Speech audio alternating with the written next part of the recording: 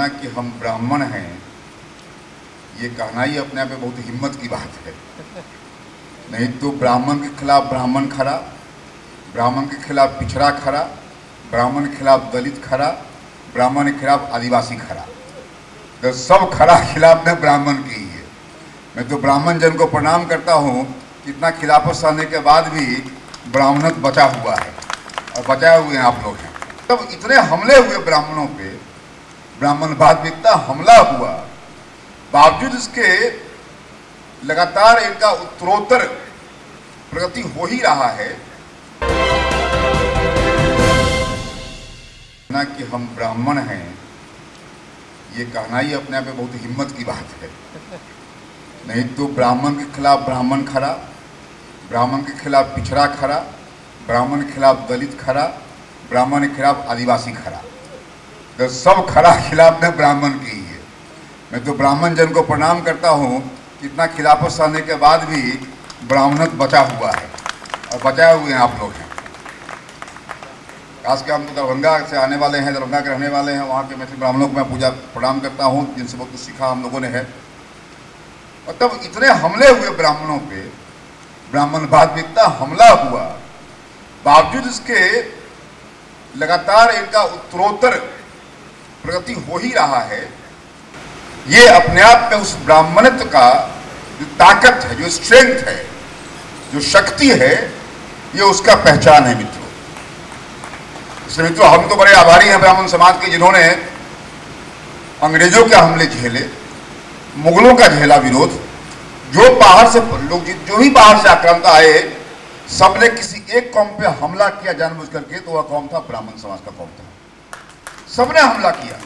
हमारे बलराम जी बैठे हुए हैं, तो सबने हमला किया। बावजूद इसके जो ज्ञान में ताकत है, जो ज्ञान में बल है, उस ताकत और बल ने बचा के रखा है। बात कर रहे थे जहाँ साहब की संस्कृति और संस्कृत की बात कर रहे थे, मैं उसके आगे एक और शब्द की बात कहूँगा। संस्कृति भी है, संस्कृत भी है और संस्कार भी है। तो ब्राह्मण के संस्कार को लख लख प्रणाम है हमारी ओर से। मित्रों, सबका उपाय निकालना है। बिना ब्राह्मण के यहाँ नक्सलवाद भी नहीं, माओवाद भी नहीं, दक्षिणवाद भी नहीं, वामवाद भी नहीं। जहां कहीं भी वाद है, जहां कहीं भी विवाद है, जहां कहीं भी संवाद है, तो वहां ब्राह्मण है, दिखाई पड़ेगा। क्योंकि ब्राह्मण के स्वभाव में है संवाद करना, विवाद का मुकाबला करना, बात करना, अपनी बात को रखना, यह है मित्रों। हम लोग प्रोफेसर पटना यूनिवर्सिटी में हैं, तो मैं कहता हूं कि मैं भी एक ब्राह्मण हूं। एक आप हमारे संजय पासवान जी हमारे पहले भी आए थे आयोजन में, और उस वक्त वसुधैव कुटुंबकम ने तो किताब में भी मिलेगा। हम लोगों ने कहा कि दरअसल असल ब्राह्मण हमारे संजय पासवान जी हैं, तो हम ब्राह्मण मानते हैं, तो हम ब्राह्मण की अलग। तो हमने कहा कि मतलब चूंकि वह काम कर रहे हैं हम अभी, तो ब्राह्मण, इसलिए मैं मानता हूं कि जो वर्ण की व्यवस्था है, अब बिहार में चाहे भारतवर्ष में बहुत लोग बचते हैं इन चीजों से। चर्चा वर्ण की हो, चर्चा जाति की हो, चर्चा आश्रम का हो, चर्चा गोत्र का हो, लोग इतने बचते हैं कि बच के इस विषय को इतना लोगों ने लांछित कर दिया है। मुझे लगता है खुल के बात करनी चाहिए हम लोग के संबंध में। ठीक है, हम जातीय गुमान नहीं करेंगे, जातीय अहंकार नहीं करेंगे, लेकिन खुल के बातचीत करने में क्या जाता है हम लोग का? खुल के बातचीत हो। ये जमाना तर्क का है, और मिथिलांचल तो तर्क के जाना आता है। मिथिला की भूमि पर एक से तर्क करने लोग आए, तर्कशीलता वहाँ की विशेषता है। हमारे यहाँ की मैत्रेयी है, गार्गी है। हमारे यहाँ तर्क करने के लिए, विवाद करने के लिए, बात विवाद करने के लिए शंकराचार्य आए थे, जिसका मुकाबला भी स्त्री ने किया था, भारती ने किया था, मंडन ने किया था। मतलब यह है मित्रों की तर्कशीलता है। ठीक है, तर्क के अपने भी लिमिटेशन है, तर्क की अपनी सीमाएं होती है। एक तो हमें इनका बधाई देते हैं कि जिस ढंग की बातें ये करते हैं, ये हिम्मत की बात है कि जाति व्यवस्था की मैं भर्त्सना करता हूं, वर्ण व्यवस्था पर चर्चा होनी चाहिए। क्या है वर्ण व्यवस्था, चर्चा होनी चाहिए। निश्चित तौर से ये बात जो कहते हैं ये बड़ा हिम्मत हौसला का काम है आज के ज़माने में कहना नहीं।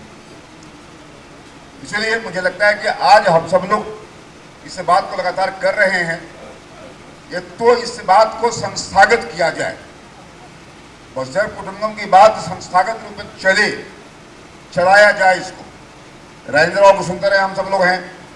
मतलब ये है कि इन चीज़ों को ढंग से कहने की बात, तर्कपूर्ण कहने की बात, कैसे लोग उकसावे में नहीं आवे, लोग प्रभोग नहीं हो। नहीं तो प्रभोग हो जाना बड़ा, प्रभोग करना आसान भी है और प्रभोग हो जाना भी आसान है।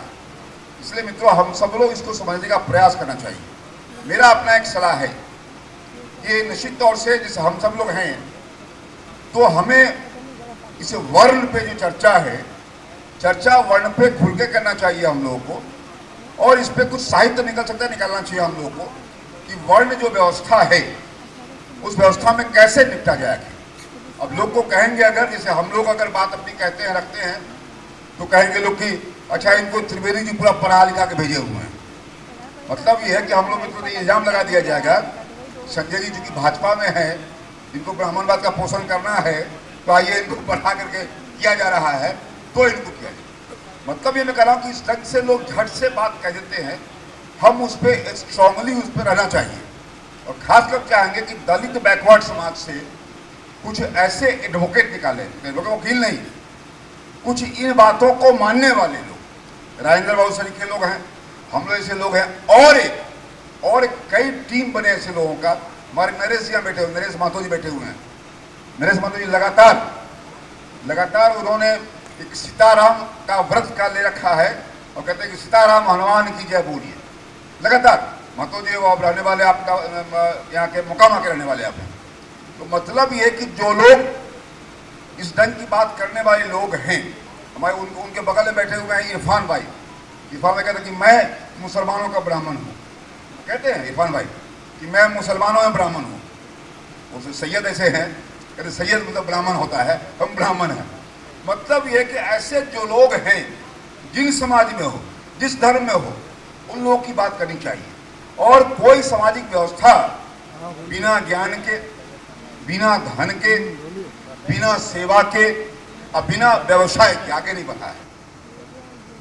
चीजों का स्पष्ट समझें आप कि अगर ब्राह्मण को संरक्षण न मिले, अगर कहते हैं ना कि साहब वो वनिका, लतिका और वेदिका, मतलब वो स्त्री को, और जो पेड़ पे चढ़ने लत्ती होता है उसको, और पंडिता को अगर कुछ आप सरकारी व्यवस्था नहीं दीजिएगा अगर, तो बात बहुत आगे नहीं बढ़ेगी। तो संरक्षण चाहिए उसको, तो संरक्षण के लिए धन का संवर्धन चाहिए, तो धन के लिए सेफगार्ड करने के लिए क्षत्रिय चाहिए, धन का निर्माण आगे होता रहे उसके लिए वैश्य चाहिए, और इन तीनों काम को संपादित करने के लिए जो हाथ का काम चाहिए उसकी शूद्र चाहिए। मित्रों, निश्चित तौर से इसका महत्व बड़ा हिस्टोरिकल है और साइंटिफिक है। थोड़ा इसकी विज्ञान सम्मत जो एक नैरेटिव है उसको निकालने की आवश्यकता है। बहुत बातों को केवल हम लोग थोड़ा उसको विज्ञान से जोड़ेंगे नहीं, साइंस और सेंस को जोड़ना पड़ेगा हम लोग को। इसलिए साइंस सेंस को जोड़ करके साहित्य निर्माण आपने किया है, इसका खूब वितरण हो। कोई बढ़िया नहीं कि बढ़िया प्रिंटिंग हो, लेकिन खूब वितरण हो, साहित्य का वितरण खूब ज्यादा हो, इस बात की आवश्यकता है। मैं पुनः बार बार इनसे आग्रह करता रहा हूं कि इस ढंग के चीजों को कहना समझना, जैसे मैं कहता हूं इस देश में जाति यथार्थ है, जातिवाद व्यर्थ है, फिर भी हिंदू समर्थ है। और समर्थ हिंदू रहा है अपने कारणों से। समर्थ इसलिए रहा है, कितने हमले हुए हिंदू पे, तभी यह हिंदू बचा हुआ है। इसलिए मैं कहता हूं कि जाति यथार्थ, जातिवाद व्यर्थ, हिंदू समर्थ। अंग्रेजी में कहते हैं हम caste is reality, casteism is brutality, still Hinduism is full of charities. खूब चैरिटी है, मतलब यह कि खुलापन है। लेकिन बाद के दिनों में हमारे जो कॉलोनाइजर्स थे या हमारे जो ऑक्युपायर थे, कि हमारे जो आक्रांता थे वो चले गए, लेकिन जो बीजारोपण करके गए उस बीजारोपण को हम लोगों ने आगे बढ़ाया। जो हमारे यहाँ जो नए नए अंग्रेज पैदा हो गए, हमारे यहाँ जो नए नए मुगल पैदा हो गए हमारे अपनों के बीच में, हम उससे अपनों को बचा नहीं सके। इसलिए इस बात की आवश्यकता है मित्र, इस बात की आवश्यकता है कि हम सब लोग आगे बढ़े। और आपके इस आगे बढ़ने का हम दलित समाज की ओर से, पिछड़ा की ओर से, भाजपा की ओर से हम इस बात का, इस कदम का स्वागत करते हैं तहे दिल से। इसको फैलाएंगे हम सब लोग। संघ की ओर से भी, संघ ने भी कहा है, आरएसएस के कई बड़े लोगों ने कहा है कि जो कोई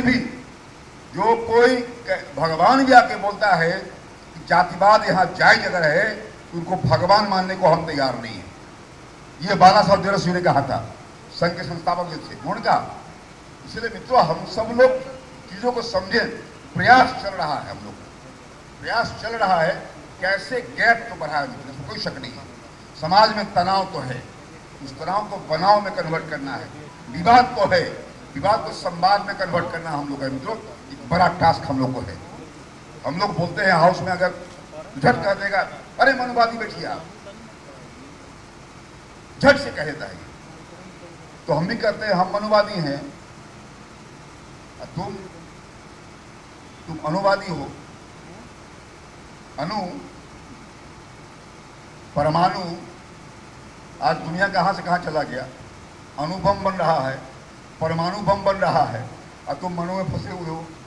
मतलब एक जो हुआ नारा जो आज से 100 साल पहले दिया गया, पेरियार ने नारा दिया था ये मनु का कॉन्सेप्ट का 100 साल पहले, तो जो समाज या जो समूह या जो वैचारिक दृष्टिकोण वाला जो दल है वह अपना एक मनुवाद से आगे बढ़ा ही नहीं, ब्राह्मणवाद से आगे बढ़ा ही नहीं।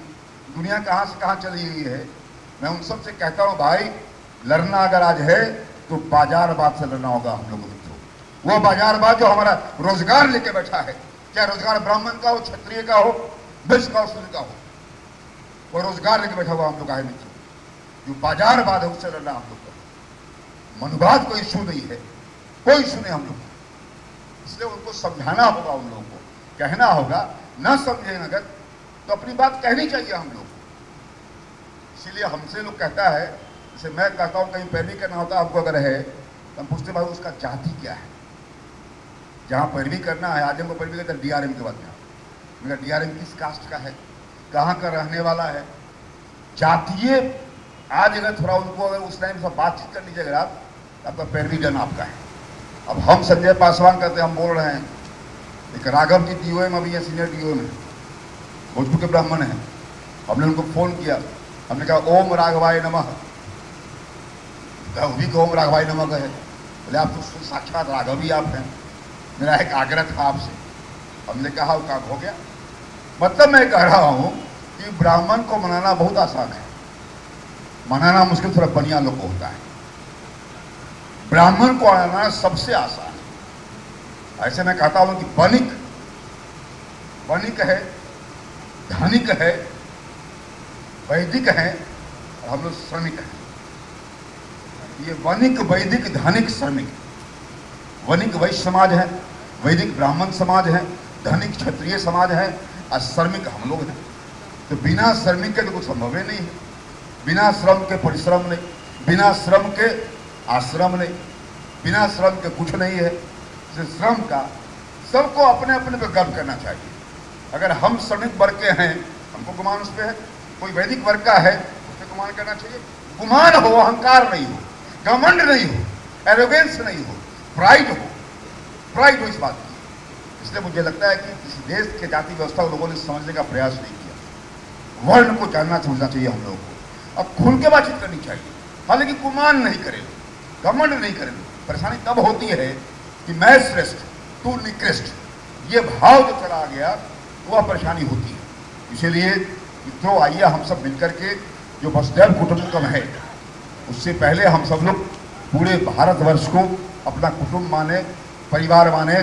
और जो भारतीयकरण है, अगर हिंदूकरण से किसी को आपत्ति अगर है तो भारतीयकरण, भारत, भा मतलब ज्ञान, रथ मतलब रथ जो उसमें लगा हुआ है, जो ज्ञान में लगा हुआ है, हर कोई भारत है। मैं तो कहता हूं कि भाव भाव भा का भा जो है वह भाव है, र जो है राग है, और तो जो है ताल है।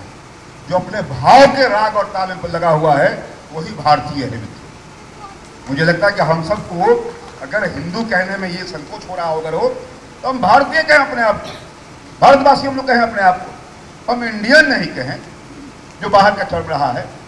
हम भारतवासी हम सब लोग हैं।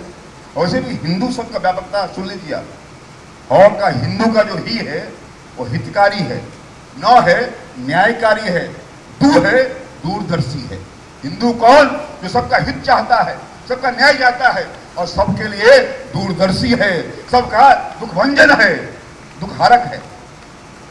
अंग्रेजी में हिंदू कहते हैं H for humanity, I integrity, N nobility, D divinity, U unity.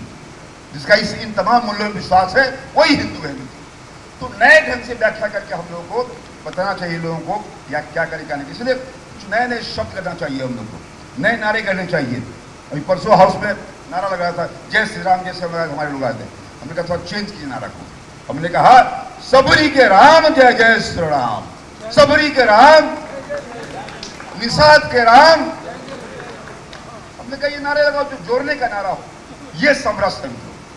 मैं कहता हूँ समरस जो 9 रस है साहित्य का, उस 9 रस के बाद 10वां रस अगर है वो समरस है।